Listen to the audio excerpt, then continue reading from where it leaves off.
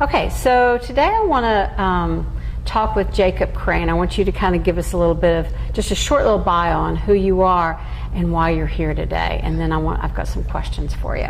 Thank you. So my name is Jacob Crane. I was born and raised in Fort Worth, Texas. I kind of raised in Arlington as well, and so I spent some time here. I graduated from Fort Worth Country Day, and then I went to Hampton University to get my bachelor's. Then I moved to North Carolina, and I got my master's there at North Carolina State Agricultural University. And then now relocated back to Richmond, Virginia, where my wife was going to VCU at the time, so we loved that Richmond area. So that's where I'm currently at there, teaching and coaching there and doing some speaking and some professional development training for different schools and student engagement opportunities. And so I'm here because I wrote my first book, and so just very excited to come back to the community and just share with people as we transition to the nonprofit part of Dream Chaser Academy. Okay. And I happen to know you through your mother. Your mother is Miss Regina Crane, and she is the principal over at the Phoenix Academy. And so I did you had a book signing last night. This is the book. And there's a couple things I just want to ask you about in here. You have one statement in here that I just absolutely love, which is, I am in control of my life and my destiny. And I think that's really important. So how did you kind of give me some input on that statement? Well, I definitely understand that playing sports, there's a lot of things that we can't control. It doesn't matter, football, basketball, can't control where the ball bounces, right? But what we can control is our attitude, and we can control our effort. And so I took those principles and started applying them to my life, and I really share that with my students and my players that I coach, and just adults in general who I consult with. Our actions and our thoughts and what we put in our mind and what we read and who we hang with, those are the things that we can control. And if we can control those things in a positive way, we'll get positive results. And so that's what I meant by that statement. And that's a statement I really, really push to my students, especially and young people who are just searching and seeking to find out really what they want to do in life. Right. Which that brings me to the next thing that I marked in here, which I know that you have done some mastermind groups, and we do them here at the Chamber, and so I really resonate with that with you.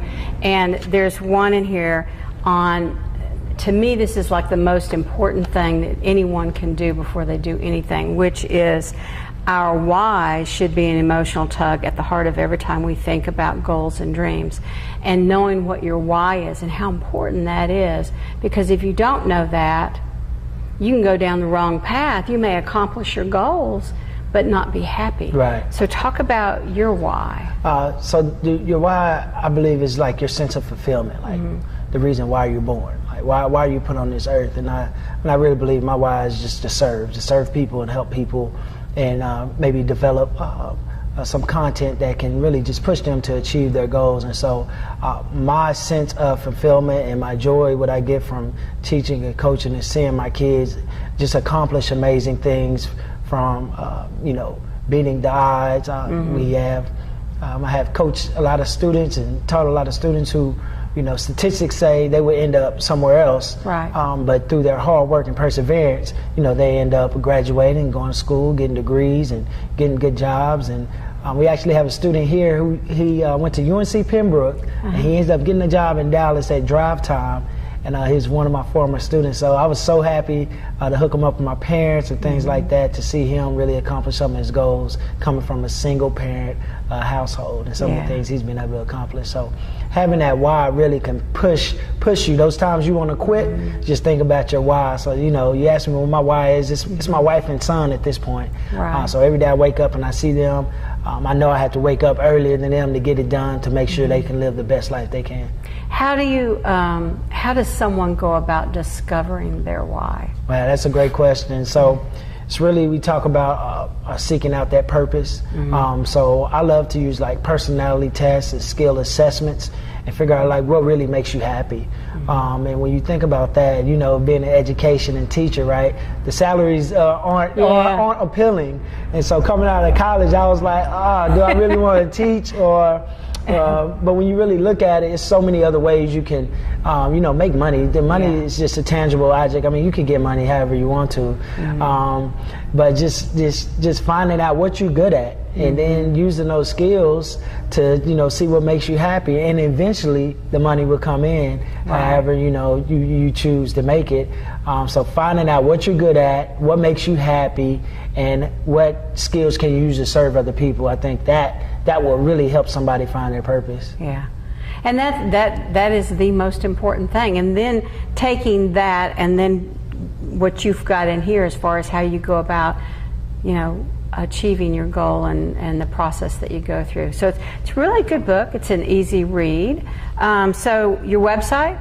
The website is dreamchaseracademy.net. Okay. So real simple, it's dreamchaseracademy.net. It's the same thing on social media, Facebook, Dream Chaser Academy, and the book is also available on Amazon as well. Okay.